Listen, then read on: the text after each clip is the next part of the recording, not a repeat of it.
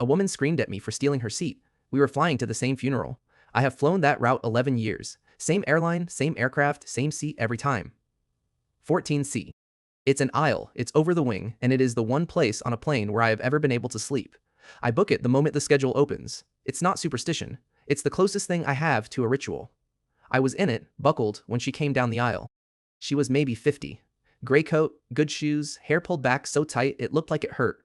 She had a boarding pass in her hand and she was holding it out in front of her like a summons. She stopped at my row and said, "You're in my seat."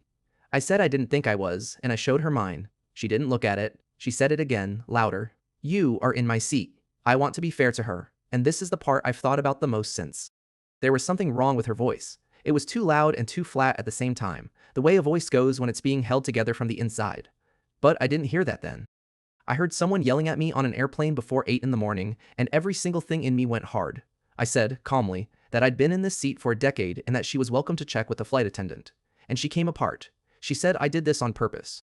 She said people like me always do this. She said she had asked for this seat specifically, that she had called the airline, that she had explained why, and that, of course, some man had it and wouldn't move. Her voice climbed until the whole cabin was watching. A man across the aisle put his phone up, and I saw it, and I remember thinking, good, get it, get all of it, because I was so certain I was right. The flight attendant came. She was young, and she was very good at her job.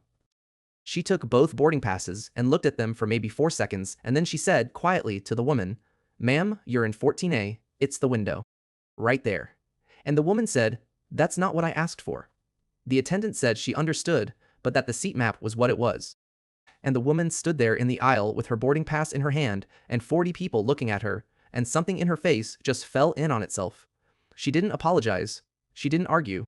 She squeezed past my knees without a word and sat down at the window and turned her whole body toward the glass. I felt fantastic. That's the truth, and I'm not going to dress it up. I sat there for the next 20 minutes, glowing with it. I had been polite. I had been reasonable. I had been correct, out loud, in front of witnesses.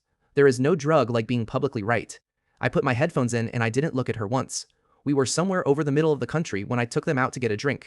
She had a paper napkin pressed against her face, not crying loudly, just leaking, the way people cry when they have been doing it for days and the body has stopped asking permission. And I did the thing I have been trying to figure out ever since, which is that I said nothing. Not out of cruelty, out of a kind of bookkeeping. I had won. Comforting her would have cost me the win. So I looked back at my screen and let a stranger cry 18 inches from my elbow for 2 more hours, and I told myself it wasn't my business. We landed. I got my bag.